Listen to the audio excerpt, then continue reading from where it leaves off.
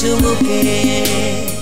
সুপ্রিয় দর্শক, আজকে আমাদের মাঝে উপস্থিত রয়েছেন সহযোগী অধ্যাপক, সঙ্গীত বিভাগ, জাতীয় কবি কাজী নজরুল ইসলাম বিশ্ববিদ্যালয়, ডক্টর আহমেদ শাকিল হাসমি।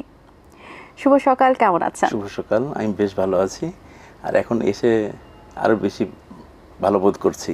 আচ্ছা, শুরুতেই জানতে চাই আপনার বিশ্ববিদ্যালয়ের সঙ্গীত বিভাগ সম্পর্কে। আমার বিশ্ববিদ্যালয় প্রতিষ্ঠা হয় 2006 সালে এবং সঙ্গীত নজরুলের সঙ্গীতটাকেই প্রাধান্য দিয়ে বিশ্ববিদ্যালয় চালু হয় এবং শুরু থেকে সঙ্গীতটা আছে। আমি যোগদান করেছি 2008 সালে, তখন থেকে রবীন্দ্রনাথের গানটা আমি করাচ্ছি ওখানে। আচ্ছা, সঙ্গীতের কোন বিষয়গুলো এখানে পাঠদান করানো হয়? এখানে সব সঙ্গীতই আমরা পাঠদান করি, উচ্চাঙ্গ সঙ্গীত, লোকসঙ্গীত, রবীন্দ্র এবং নজরুল সমান তালে।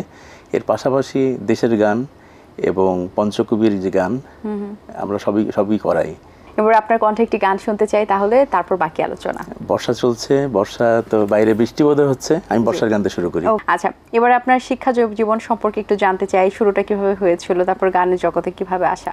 আমার ব্যাকগ্রাউন্ড শুরুটা হয়েছিল মাদ্রাসা থেকে। আচ্ছা, সেখান থেকে বের হয়ে বন্যা পার কাছে পড়ি, রেজওয়ানুদ্দিন বন্যা এবং সাদি মোহাম্মদ সরকারি মিউজিক কলেজ থেকে বিমিউজ করেছি আমি। তারপরেই শান্তিনিকেতনে যাই, বিশ্বভারতী বিশ্ববিদ্যালয় শান্তিনিকেতন। ওখানে আমি অনার্স এবং মাস্টার্স করি। 2008 সালে পাশ করে এসে 30 সালে যোগদান করি এবং 2018-তে রেজিস্ট্রেশন করে ঢাকা বিশ্ববিদ্যালয় থেকে 2021 সালে অ্যাওয়ার্ড পাই আমি ডক্টরেট হিসাবে। আচ্ছা, বেশ দারুণ। আপনি শান্তিনিকেতনের কথা বলছিলেন এবং আমাদের বাংলাদেশ কাজী নজরুল ইসলাম বিশ্ববিদ্যালয়ে আছেন। দুটির মধ্যে পার্থক্য কেমন? দুই দেশের শিক্ষা ব্যবস্থার কেমন পার্থক্য একটু থাকবে, আছেই। রবীন্দ্রনাথ যে সঙ্গীত যে কারিকুলামের অংশ হতে পারে, সেটা তো রবীন্দ্রনাথ 1901 সালেই এটা শুরু করেছিলেন, মানে কারিকুলামের অংশ করে নিয়েছিলেন। সেখানে বাংলাদেশে সঙ্গীত শিক্ষার বিষয় হয় 1994 সালে ঢাকা বিশ্ববিদ্যালয়ের মাধ্যমে, আর আমাদের শুরু হয় 2006 সালে। আমরা সেই হিসাবে আমরা শান্তিনিকেতনের চাইতে 100 বছর পিছিয়ে আছি।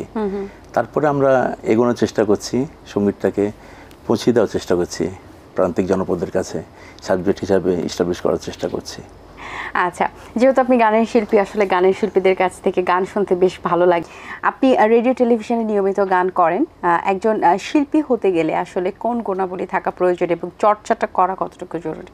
শিল্পী হতে গেলে চর্চার কোনো বিকল্প নেই, চর্চা নিয়মিত করতেই হবে এবং শুদ্ধ একজন গুরুকে ধরে শুদ্ধভাবে শিখতে হবে। আচ্ছা, আপনি জেলা পর্যায়ে গান শেখান, সো নতুনদের মধ্যে আসলে আপনি ইচ্ছাটা কেমন দেখছেন এবং তাদের মধ্যে কতটুকু আগ্রহ আছে গানের উপরে? আমাদের একটা সংগঠন আছে, সেটা জাতীয় রবীন্দ্রসঙ্গীত সম্মেলন পরিষদ। সেটার শাখা আছে পুরো বাংলাদেশে 84টা। এরা শুরু করেছিলেন ওয়াহিদুল হক এবং সাজিদা খাতুন। তো তারা চেয়েছিলেন সারা বাংলাদেশে রবীন্দ্রনাথের গানটা পৌঁছে দিতে। তো সেই সংগঠনে যুক্ত হয়ে আমিও চেষ্টা করি ওয়াহিদুল হকের মতন জেলায় জেলায়, থানায় থানায় যে প্রশিক্ষণ দিতে। তো মোটামুটি তাদের যে কার্যক্রমটা শুরু করেছিলেন, যাতে যে চাওয়াটা ছিল, অনেকটাই সফল। আজ সারা বাংলাদেশেই রবীন্দ্রনাথের গান মানুষ গাইছে, শিখছে এবং শুদ্ধভাবে গাওয়ার চেষ্টা করছে। আচ্ছা, পিএইচডি করেছেন সঙ্গীতের উপরে, তো আপনার গবেষণায় কোন তথ্যগুলো উঠে এসেছে এবং গুরুত্ব পেয়েছে? নানান বিষয়ে উঠেছে। আমার স্বদেশ পূজার গান, রবীন্দ্রনাথ স্বদেশ পূজার গান, ছোট করে বলে যদি যে স্বদেশ প্রেমটা কী, তাহলে এক কথায় যদি বলতে হয়, আমার উপর অর্পিত দায়িত্বটা সঠিকভাবে পালন করাটাই হচ্ছে স্বদেশ প্রেমে। এর চাইতে বড় কথা আর নেই। এটাই আমার মূল খুঁজে পাওয়া। আর আমার অংশ ছিল যে রবীন্দ্রনাথের গানের সুর বৈচিত্র্য, বাণী বৈচিত্র্য, এটা নিয়ে দেখানো। যেমন আমরা বলি না কেন যে জাতীয় সঙ্গীত যদি প্রসঙ্গ আসেই তো আমরা বলে ফেলি অবলীলাই রবীন্দ্রনাথ চুরি করেছেন গগন হরকারের গান থেকে। তো গগন হরকার কে ছিলেন সেটাই আমরা জেনেছি রবীন্দ্রনাথের তথ্য থেকেই। রবীন্দ্রনাথ যদি না বলতেন যে গগন হরকার বলে এটার বাউল ছিলেন শিলাইদহ অঞ্চলে, ইভেন লালন বলি কিংবা হাসন রাজা বলি, রবীন্দ্রনাথ যদি তাদের গান সংগ্রহ করে কলকাতায় না প্রকাশ করতেন, তাদের নিয়ে আলোচনা না করতেন, লন্ডনে হিবার্ট বক্তৃতায় না বলতেন, তাহলে কে চিনতো হাসন রাজাকে, কে চিনতো লালনকে? তো গগন হরকারকে চেনার প্রশ্নে ওঠে না। তো রবীন্দ্রনাথই প্রথম গগন হরকারের গানটা শোনার পরে অনুপ্রাণিত হয়ে জাতীয় সঙ্গীত লিখেছিলেন। এভাবে যতভাবে তিনি সঙ্গীত রচনার ক্ষেত্রে অনুপ্রেরণা পেয়েছিলেন, সেগুলোর তথ্যগুলো আমি তুলে ধরেছি। আচ্ছা, এবার আপনার কণ্ঠে আরেকটি গান শুনতে চাই, কোন গানটি আমাদেরকে শোনাবেন? বর্ষার গান গাই। রিমিকি ঝিমিকি ঝরে ভাদরের ধারা মন যে কেমন করে হলো দিশাহারা রিমিকি ঝিমিকি ঝরে ভাদরের ধারা মন যে কেমন করে হলো দিশাহারা রিমিকি ঝিমিকি ঝরে যেন কে গিয়েছে ডেকে রজনীতে সে কে দাঁড়ে দিল নাড়া রিমিকি ঝিমিকি ঝরে ভাদরের ধারা মন যে কেমন করে হলো দিশাহারা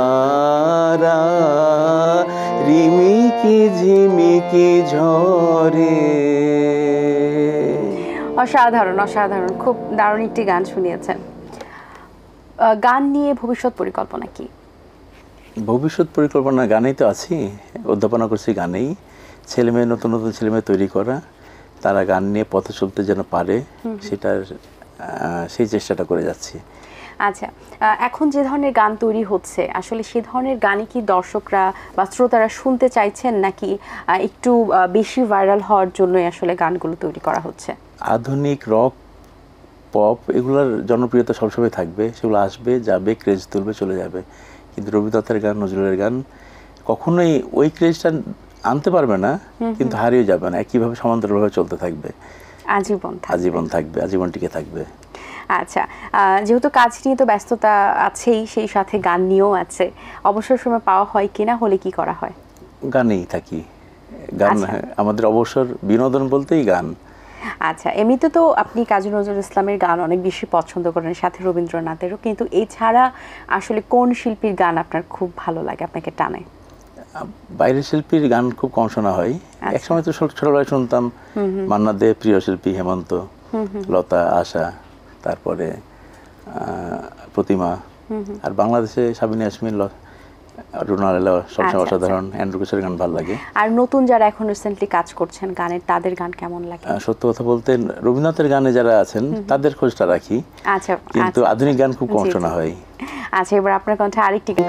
মায়া বন বিহারিণী, মায়া বন বিহারিণী হরিণী, গহন স্বপন সঞ্চারিণী, কেন তারে ধরিবারে করি পণ অকারণ, মায়া বন বিহারিণী। বাহ, একদম মন ভালো করে দিলেন। সকালের এই সুন্দর সময়টা বেশ উপভোগ করেছি। আমরা আমাদের বিশ্ববিদ্যালয়ে প্রতি বছরই জয়ন্তীতে রবীন্দ্রনাথের গীতিনাট্য নৃত্যনাট্য করি। আচ্ছা, সেই ধারাবাহিকতায় এবার আমি শ্যামা করেছিলাম। আমরা শ্যামারই একটা গান শোনালাম, এটা শ্যামারই একটা গান, উত্তীয় কণ্ঠে, মায়াবন বিহারিণী হরিণী। আচ্ছা, এবং এখন কিন্তু আমরা দেখতে পাই যে কাজী নজরুল ইসলাম, রবীন্দ্রনাথ ঠাকুরের যে গানগুলো রয়েছে, সেই গানগুলো কিন্তু সঙ্গীতের নতুন একটা ধারা, এখন একটা ট্রেন্ড চলে এসেছে যে নতুনভাবে নতুন রূপে রিপ্রেজেন্ট করা হচ্ছে এবং গানগুলোকে রিমেক করা হচ্ছে, এবং সেই সাথে মিউজিকগুলো সেখানে অনেক বেশি ধামাকা দিয়ে কিন্তু গানের যে একটা ধারা ছিল সফট, সেটা কিন্তু এখন হাই বিটের একটা গান তৈরি হয়ে যাচ্ছে। এই জিনিসটা আপনারা আসলে যারা সঙ্গীত প্রেমী রয়েছেন বা নজরুল প্রেমী রয়েছেন তাদের কেমন লাগছে? এটা সবসময় ছিল। যদি আপনি গান শুনে থাকেন দেখবেন মাঝখানে পীযূষ কান্তি বড়ুয়া বলে একজন শিল্পী আসছিলেন ইন্ডিয়াতে, উনিও ক্রেজ তুলেছিলেন। এভাবে একটা ক্রেজ তোলা যায়, একটা স্বর পাল্টে দিয়েই একটু অন্যভাবে গেয়ে, গায়কি দিয়ে গেয়ে একটু আলোচনায় আসা যায়, কিন্তু টিকে থাকা যায় না। রবীন্দ্রনাথের গান নিয়ে টিকে থাকতে হলে শুদ্ধভাবেই গাইতে হবে। আর মিউজিকের ব্যাপারটা বললেন, মিউজিক নিয়ে এক্সপেরিমেন্ট করা যেতে পারে, সুরটা ঠিক রেখে, রবীন্দ্রনাথের ভাবটা বজায় রেখে আমি মিউজিক ব্যবহার করতে পারি, সে স্বাধীনতা আছে আমাদের। এবং একটা সময় আমরা দেখেছি নাটক সিনেমাতে কিন্তু রবীন্দ্র এবং নজরুলের যে সঙ্গীতের যে সুরগুলো, সেগুলো কিন্তু ব্যবহার করা হতো। এখন কিন্তু ডে বাই ডে আধুনিক গানের সুরগুলো বেশি ব্যবহার করা হয়। সো ব্যবহার করাটা কতটুকু প্রয়োজন এবং নতুনভাবে নতুন আঙ্গিকে টিভি সিরিয়ালে কিংবা নাটকের সিনেমাতে আসলে ব্যবহার রাখাটা কতটুকু জরুরি, সেটা ডাইরেক্টর বলতে পারবেন, মানে ওনার বিষয় এটা যে তার নাটকটাকে ফুটিয়ে তুলতে কোনটা ব্যবহার করবেন। তো যদি শিক্ষা যদি ভালো থাকে, তার পড়াশোনা যদি ভালো থাকে, তার স্ক্রিপ্ট যদি ভালো থাকে, স্ক্রিপ্ট যদি বলে রবীন্দ্রনাথের গান এখানে প্রাসঙ্গিক, তিনি ব্যবহার করতে পারেন। তো কোনো কালেই সব খুব বেশি ব্যবহৃত হয়নি আর একদম বন্ধ হয়ে যায়নি, এভাবেই চলবে রবীন্দ্রনাথের গান নাটক সিনেমায়। আমার একটি বেশ পছন্দের গান রয়েছে, আমারও পরানো যাহা চাই, সেই গানটি যদি একটু গাইতেন। চাই তুমি তাই, তুমি তাই গো, আমারও পরানো যাহা চাই। অসাধারণ, অসংখ্য ধন্যবাদ আপনাকে। বেশ সুন্দর কিছু গান শুনিয়েছেন, অনেক ভালো একটি সময় কাটলো।